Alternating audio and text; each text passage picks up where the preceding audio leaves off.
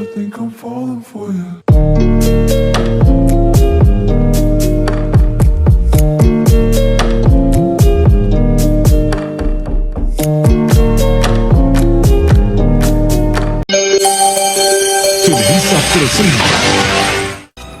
¿Cuáles son las ramas de la filosofía? ¿Quieres saber qué es la metafísica, la ontología, la epistemología o qué se estudia en la filosofía de la mente o la filosofía de las matemáticas? La filosofía, siendo como es, a menos en un sentido tradicional, la ciencia de las ciencias y habiéndose ejercido como mínimo desde hace 27 siglos, extiende sus tentáculos a una gran variedad de objetos de estudio. Todas sus reflexiones, por lo tanto, pueden organizarse en torno a estos objetos en distintas disciplinas que se conocen como las ramas de la filosofía. ¿Ahora la filosofía es como un árbol? Pues sí, esa es más o menos la idea. Como casi en todo, se han dado muchas divisiones de la filosofía a lo largo de la historia y depende mucho de la tradición a la que se adscriba el autor. No pretendo dar una clasificación última, definitiva y absoluta. Lo que sí les voy a mostrar es un esquema tentativo, por lo menos que sirva como brújula provisional para orientarnos en este laberinto de la filosofía. Para ello empezaremos distinguiendo 4 grandes objetos de estudio filosófico. Número 1, el ser o la realidad. Número 2, verdad o conocimiento. Número 3, el bien o la acción. Y número 4, la belleza. El estudio filosófico de lo real, de lo que existe, corresponde a la metafísica por explotar un poco la imagen del árbol de la metafísica más que una rama de la filosofía. Este sería casi el tronco o las raíces.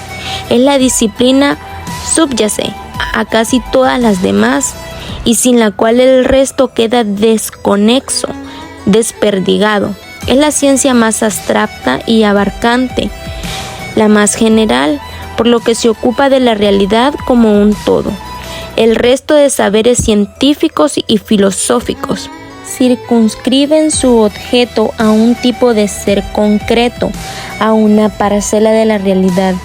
Por ejemplo, la biología no estudia todos los seres ni todo el ser, sino el ser vivo, es decir, aquellos entes que están vivos. La metafísica, por el contrario, no se limita de esta manera, porque estudia el ser cuanto ser la estructura más general y abstracta, toda la realidad, aquello que todos los seres tienen en común por el simple hecho de existir. Corresponde pues el estudio de los primeros principios, de las últimas causas, de las últimas cosas, y por esto tradicionalmente se le considera la filosofía primera y la reina de todo el saber, hasta el punto donde no se puede llevar a cabo ninguna otra investigación sin comprometerse, aunque sea de manera inconsciente. Con presupuestos metafísicos se entenderá quizá mejor la metafísica. Si la comparamos con las ciencias naturales, que es el método del conocimiento al cual como modernos estamos más acostumbrados, las ciencias naturales se ocupan en términos generales del mundo empírico y material que existe, del facto. La química, por ejemplo, estudia los elementos químicos que existen de hecho y los procesos por los cuales se combinan para formar sustancias complejas. La metafísica, en cambio, como hemos dicho, es más general.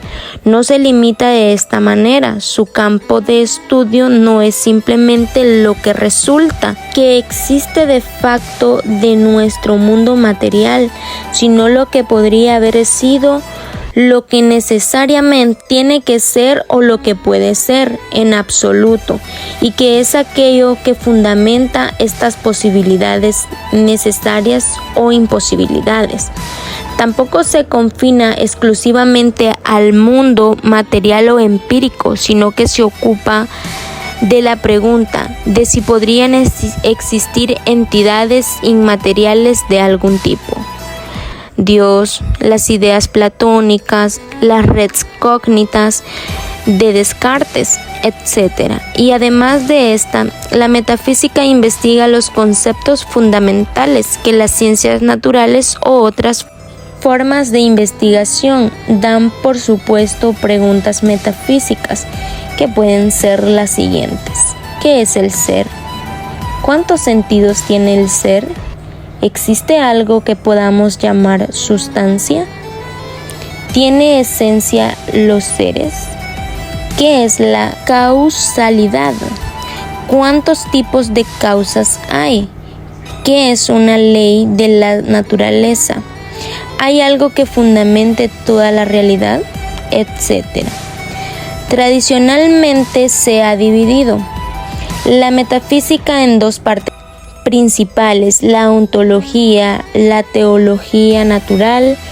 La ontología es el estudio general del ente, de lo que es, y correspondería a grandes rasgos, más o menos, a todo lo que hemos estado diciendo hasta ahora.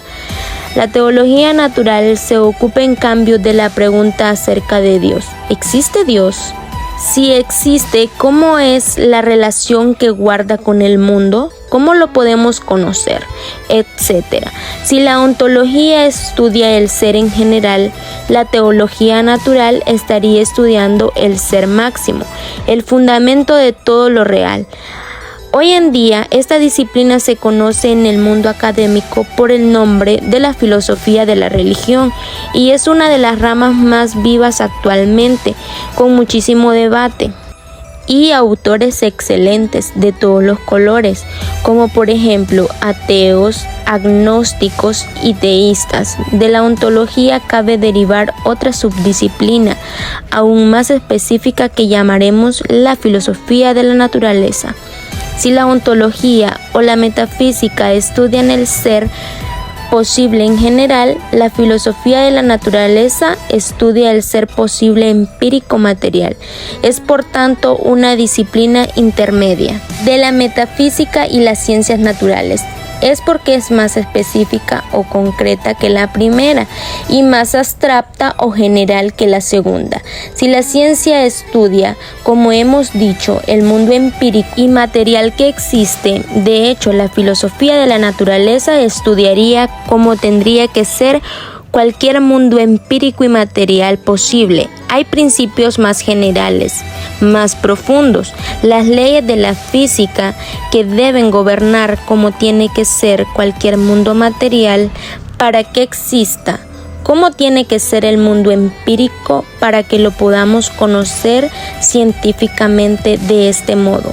La filosofía de la naturaleza recapitula muchos temas de la ontología o de la metafísica, pero aplica dos al estudio del ser empírico y material.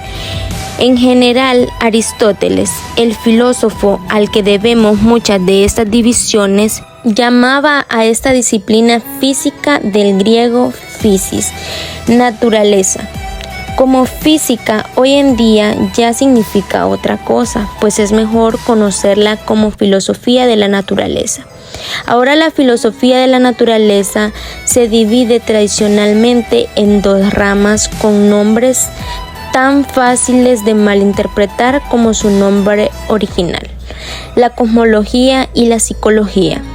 que voy a poner entre comillas para que tengan presente que no significa eso en lo que pensamos cuando escuchamos hoy estas palabras. La cosmología sería esa rama de la filosofía, de la naturaleza que estudiaría los rasgos más generales de los fenómenos inorgánicos, y la psicología haría lo propio con los seres vivos. Psicología viene del griego psique, que significa alma, para que Aristóteles era prácticamente un sinónimo de vida. Como ves, hemos especificado el objeto general de la filosofía, de la naturaleza, que era lo empírico y lo material, en dos objetos más concretos, lo vivo y lo no vivo. Si seguimos estrechando el cerco y pasamos de estudiar los seres vivos en general a estudiar el hombre en particular, obtendremos la antropología filosófica, y si concretamos aún más el objeto de estudio, obtenemos en los últimos años la filosofía de la mente, que se ocupa exclusivamente del problema de la ciencia y de su relación con el cerebro. Esta es una de las ramas filosóficas donde hay actualmente más debate. Abandonemos el gran objeto de la realidad y pasemos al del conocimiento. ¿Cuáles son las ramas que estudian la verdad y el conocimiento de modo principal? Pues existen dos. Uno es la lógica y otro es la epistemología. La lógica estudia los primeros principios del conocimiento y las leyes del razonamiento válido. Es decir, qué condiciones debe cumplir un argumento para que, si las premisas son verdaderas, la conclusión también lo sea. Si estudian también los tipos de argumentos, como la deducción, la inducción o la abducción, y por contraste las falacias, son los paralogismos lógicos, es decir, inferencias inválidas. La lógica se ha considerado casi siempre como el instrumento principal de la filosofía. Eso que tienes que denominar sí o sí para ser capaz de razonar filosóficamente. La epistemología o teoría del conocimiento estudia por su parte el conocimiento. Aquí es donde les preguntamos, ¿qué es el conocimiento? ¿Qué podemos conocer? ¿Cuáles son los límites del conocimiento? ¿Cuáles son sus condiciones o posibilidades? ¿Qué tipos de conocimientos hay? ¿Podemos conocer lo real? ¿Qué es un concepto? Etcétera. Dentro de la epistemología debemos distinguir una subdisciplina bastante reciente, la filosofía del lenguaje. Esta estudia el lenguaje en sus aspectos más generales y universales. Por ejemplo, su relación con el mundo, con el pensamiento, con el carácter social del ser humano, sus límites, la posibilidad de la comunicación, qué significa el significado, si la conexión entre palabras y cosas es natural o arbitraria, etc. Llegamos a este punto donde hay tres disciplinas híbridas, a medio camino entre el campo de la realidad y del conocimiento. La primera es la filosofía de la ciencia, que es una de las ramas más pujantes hoy en día. Habitualmente se coloca la filosofía de la ciencia como una subdisciplina de la epistemología, pero esto solo es representativo de la filosofía de la ciencia del siglo XX. En la actualidad, y con el nacimiento del realismo científico, con las últimas décadas, los filósofos de la ciencia han retomado inquietudes metafísicas y en el fondo han redescubierto qué es la filosofía de la naturaleza, lo que hoy se conoce como filosofía de la ciencia. Esta tiene dos dimensiones. Por un lado, una dimensión metafísica que coincide prácticamente con la filosofía de la naturaleza.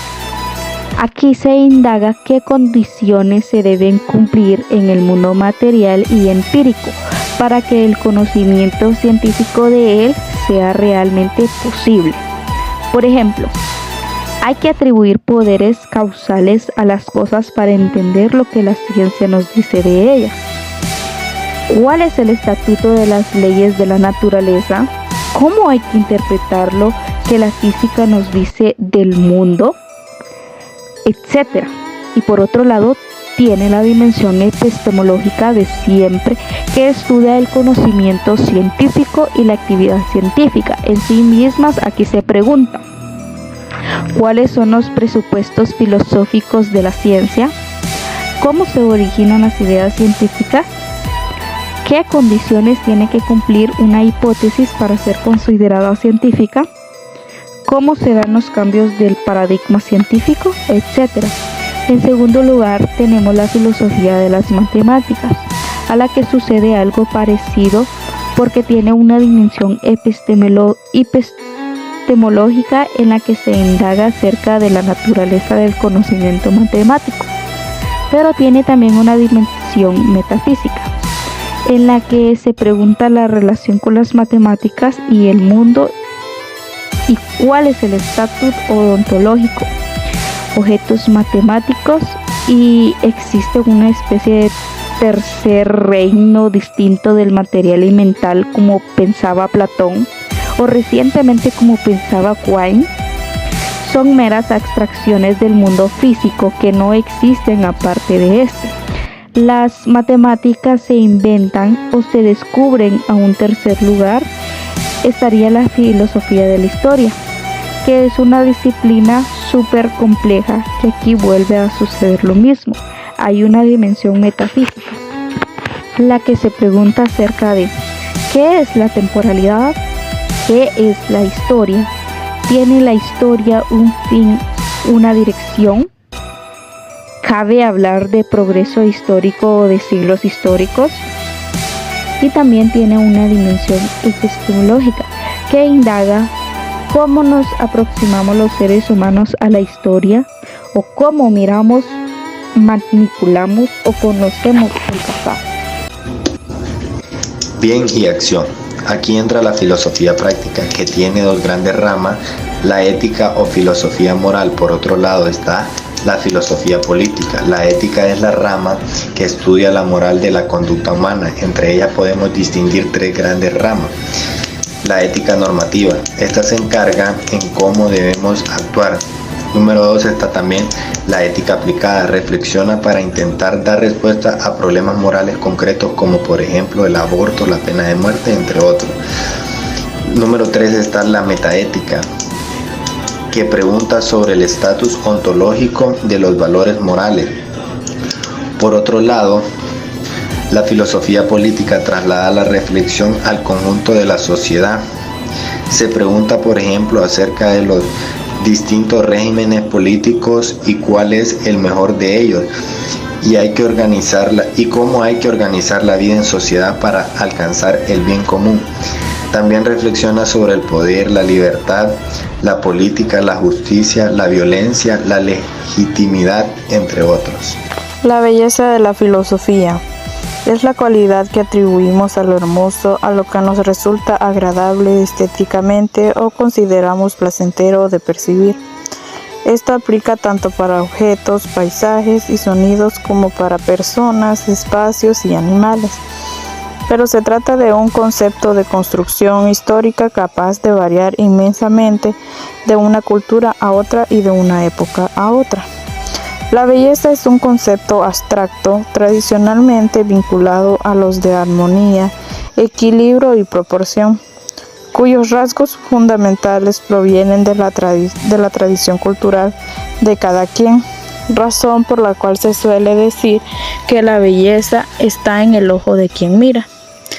Por otro lado, la belleza, según la filosofía, la belleza proviene de la antigüedad clásica, específicamente de la Grecia antigua. Los filósofos de entonces consideraban la belleza como un asunto de proporción entre las partes de la cosa, es decir, que los objetos simétricos tendían a ser más bellos que los asimétricos. Sin embargo, Platón consideró la belleza como una idea independiente de las cosas bellas, siendo una manifestación de la belleza verdadera que se encuentra en el alma humana y a la cual se accede únicamente a través del conocimiento. En esa misma tradición, la belleza formaba parte de una traída de valores, junto con el bien y con la verdad, de manera que lo hermoso debía ser forzosamente bueno y verdadero. El concepto clásico de la belleza sobrevivió hasta el Renacimiento, fuertemente asociado a una concepción aristocrática de la sociedad, heredada de tiempos medievales. Sin embargo, el concepto emprendió un importante cambio filosófico con el ingreso a la Edad Moderna, cuando comenzó a considerarse un asunto propio de la percepción, esto es, un asunto subjetivo, que puede relativarse conforme a distintas tradiciones culturales. Así, por ejemplo, filósofos subjetivistas como el inglés John Locke sostenían que la existencia de la belleza es indisociable de la mente que la percibe. Esto es lo contrario a lo que sostenían los objetivistas. Para los subjetivistas, la belleza se hallaba entre las cualidades secundarias de los objetos. Esto es, no se considera un rasgo esencial de las cosas apreciable por todo